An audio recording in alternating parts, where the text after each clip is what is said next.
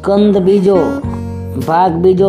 ધ્યાનમાં મન સ્થિર ન થાય તો તેને મરણની બીક બતાવજો, તેથી તે સ્થિર થશે। મનને સમજાવજો, પટાવજો, છેવટે ધમકાવજો।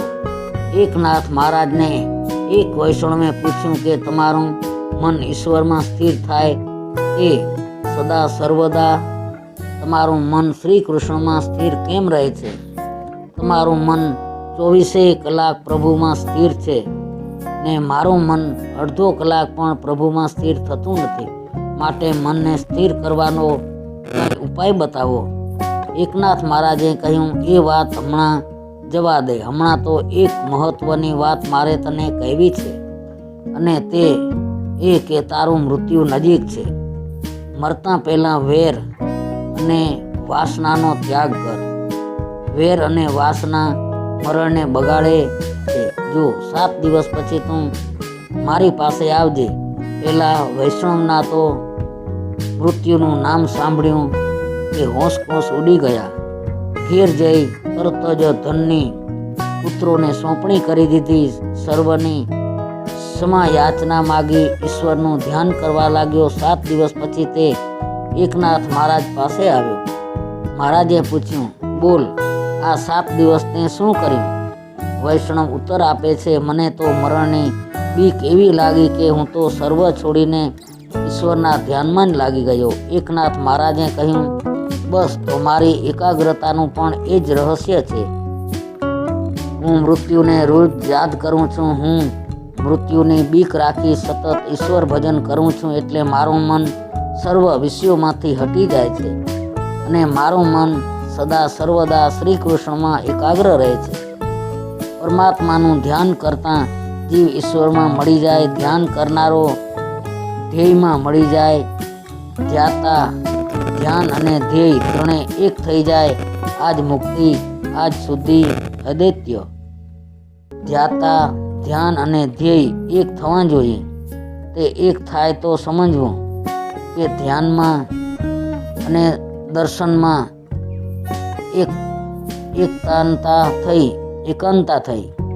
એકાંતા થઈ એટલે તેને ઈશ્વર સિવાય બીજું કાંઈ દેખાતું નથી। લોકો ઈશ્વરને આપે છે ધન, પરંતુ પરમાત્મા તો સૌની પાસે માગે છે મન। વ્યવહાર કરો, પણ ઈશ્વરમાં મન રાખી વ્યવહાર કરવો। પનિહારીઓ પાણીના બેડા ભરી અને રસ્તેથી ઘરે આવતી હોય ત્યારે રસ્તામાં તેઓ એકબીજા સાથે વાતો કરતી હોય છે, પણ વાતચીતમાં તેઓનું ધ્યાન સતત માથા ઉપરના બેડા ઉપર જ હોય છે। આવી રીતે સંસારના વ્યવહારો ઈશ્વરનું સ્મરણ રાખીને કરો। ખાંડની પૂતળી સાગરનું ઊંડાણ માપવા ગઈ, તે સાગરમાં વિલીન થઈ ગઈ, પાછી જ ન આવી। તે સાગર સાથે મળી ગઈ। તેમ ઈશ્વરમાં મળેલા મનને કોઈ જુદું કરી શકતું નથી। જેમ જેમ મન ધ્યાન કરે છે તેમ તેમ જીવનો લય પરમાત્મામાં થાય છે। પછી જીવમાં જીવપણું રહેતું નથી। ભાગવતમાં જ્ઞાન માર્ગ અને ભક્તિ માર્ગ બંને બતાવ્યા છે। જ્ઞાન માર્ગમાં જીવ ઈશ્વરમય સાથે એક થાય છે, ઈશ્વરમાં મળી જાય છે। ત્યારે વૈષ્ણવ આચાર્યો થોડું દૈત્ય રાખીને દૈત માને છે। ભક્તિનો આરંભ ભલે દૈત્યથી થાય, પણ તેની સમાપ્તિ અદૈત્યમાં થાય છે। ભક્ત અને ભગવાન જુદા રહી શકતા નથી। જે જીવ ભગવાનમાં મળી ગયો તેને પછી ભગવાન પોતાના સ્વરૂપને અલગ કરી શકતા નથી। ઈશ્વર રસરૂપ છે। જે બ્રહ્મરસમાં ડૂબી ગયો, જે બ્રહ્મરૂપ થયો, તે પછી પરમાત્માના રસાત્મક સ્વરૂપનો અનુભવ કરી શકતો નથી। જીવ બ્રહ્મરૂપ થાય એટલે દુઃખ નિવૃત્તિ તો થાય જ છે, પણ આનંદનો અનુભવ થતો નથી। બ્રહ્મ જે રસાત્મક છે, આનંદામક છે, તેનો અનુભવ લેવા તેણે થોડું અલગ રહેવું પડે, થોડું દૈત્ય રાખવું પડે। તેથી ભક્ત કહે છે કે હું મારા ભગવાનનો અંશ છું, હું મારા ભગવાનની ગોપી છું।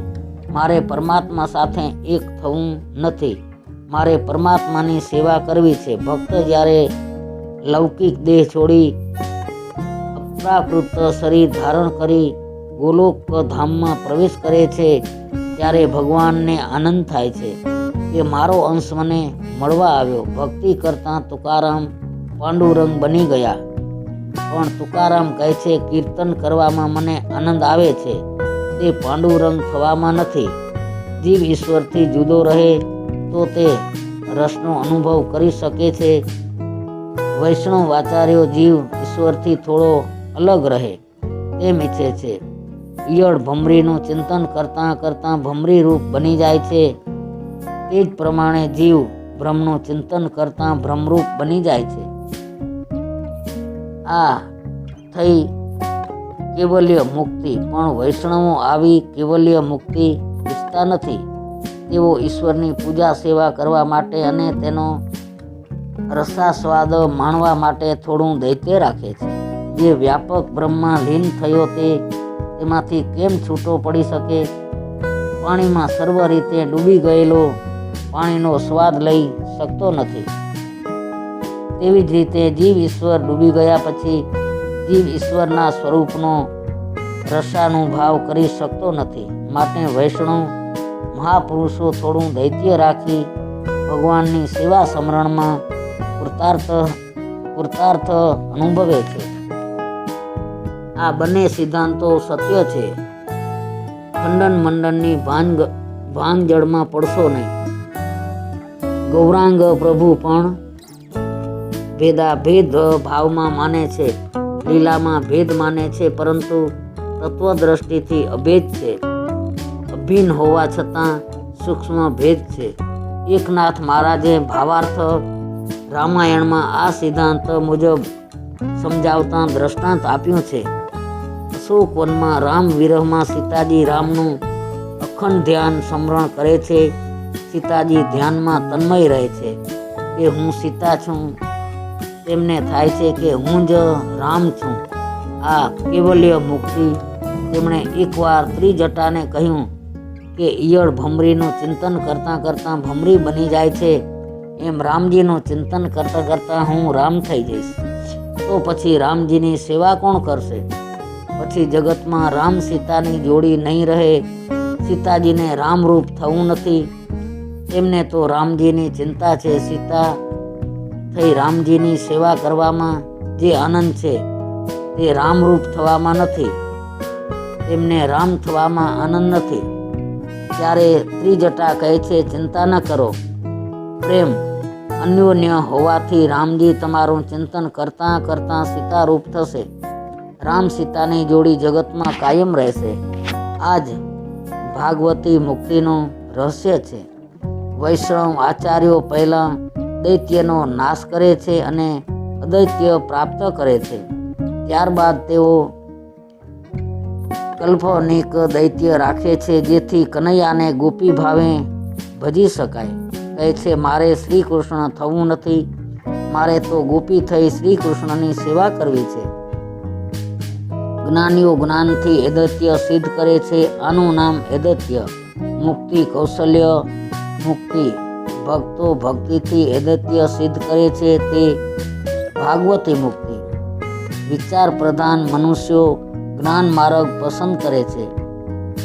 ભાવના પ્રધાન મનુષ્યો જેનું હૃદય કોમળ છે, દ્રવે છે, તેવા મનુષ્યો ભક્તિ માર્ગ પસંદ કરે છે. ઈશ્વરથી વિભક્ત ન થાય તેનું નામ ભક્તિ. સાધનોમાં ભક્તિ શ્રેષ્ઠ છે.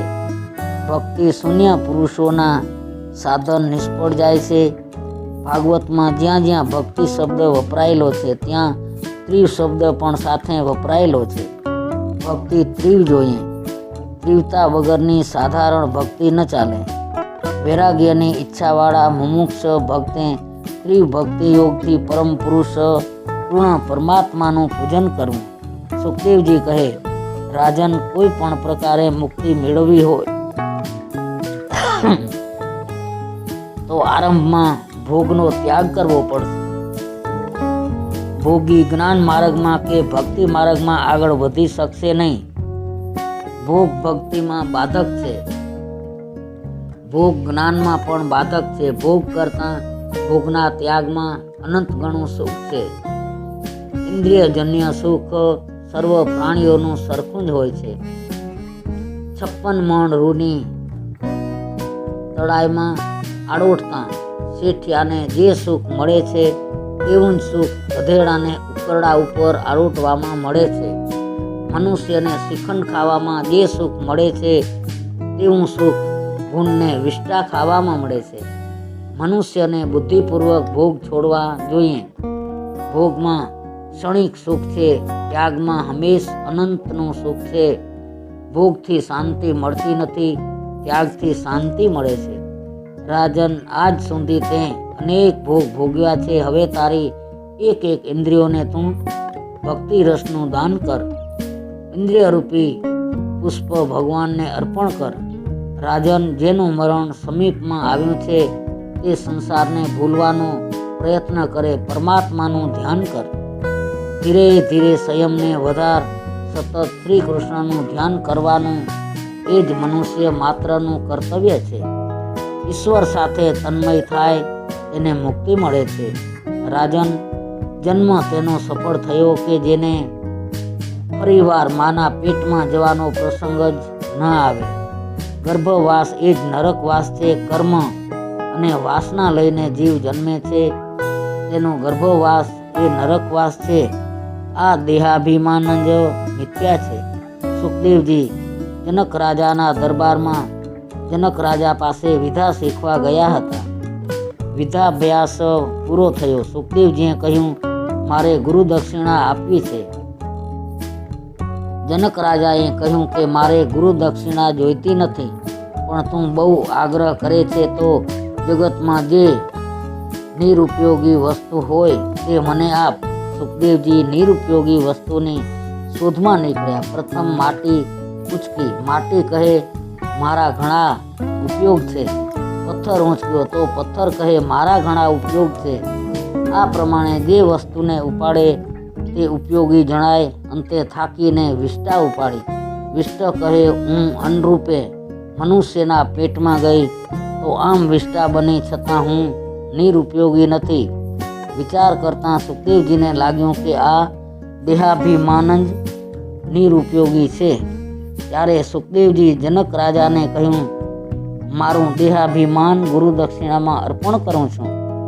સુખદેવજીને દેહભાન નહીં એટલે મંગલાચરણ કર્યું ન હતું. પાછળથી બીજા સ્કંદના 4થા અધ્યાયમાં 12મા શ્લોકથી મંગલાચરણ કર્યું છે.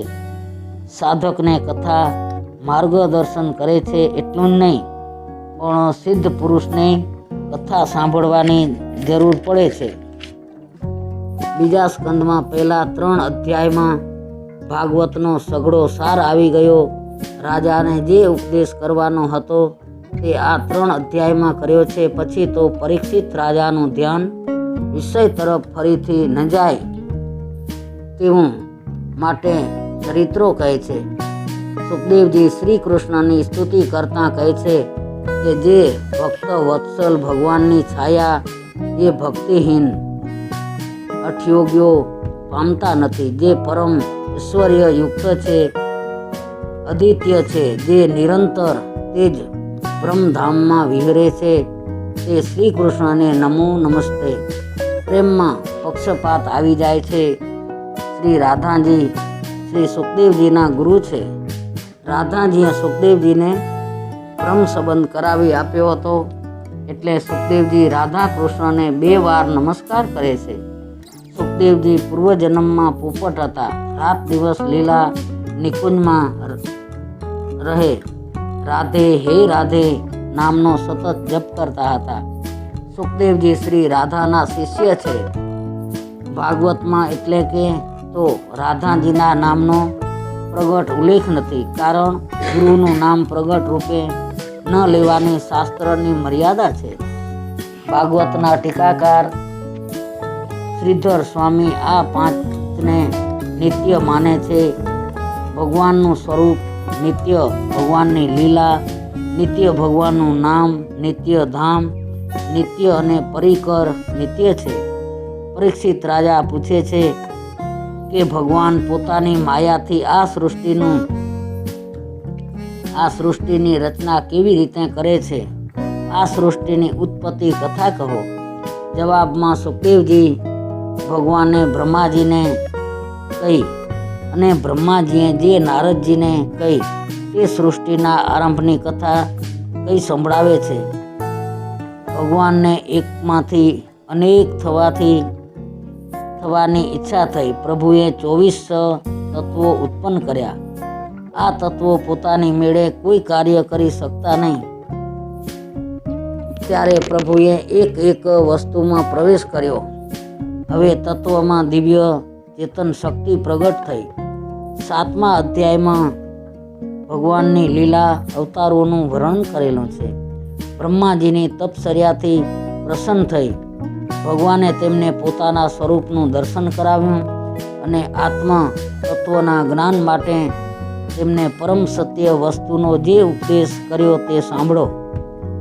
આદિદેવ બ્રહ્માજી જ પોતાના જન્મસ્થાન કમળ ઉપર બેસી અને સૃષ્ટિ રચવાની ઈચ્છાથી વિચાર કરી રહ્યા હતા, પણ સૃષ્ટિની રચના થઈ શકે તેવી જ્ઞાન દ્રષ્ટિ પ્રાપ્ત ન થઈ. તેવામાં બ્રહ્માજીને આકાશવાણી સંભળાય. તપ.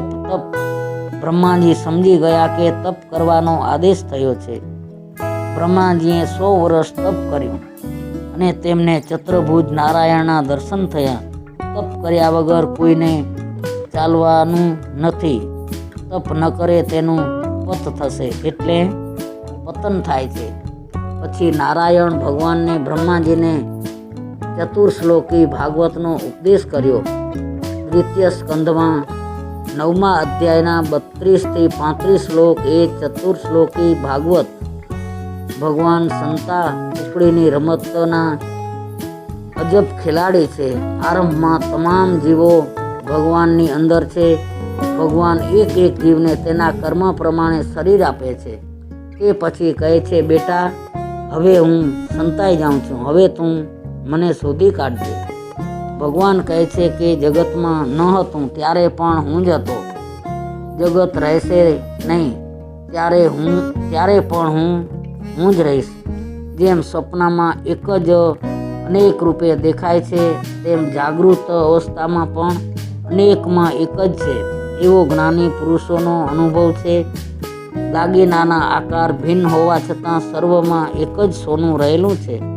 કિંમત પણ સોનાની મળે છે, આકારની નહીં. ઈશ્વર સિવાય બીજું જે કાંઈ દેખાય છે તે સત્ય નથી.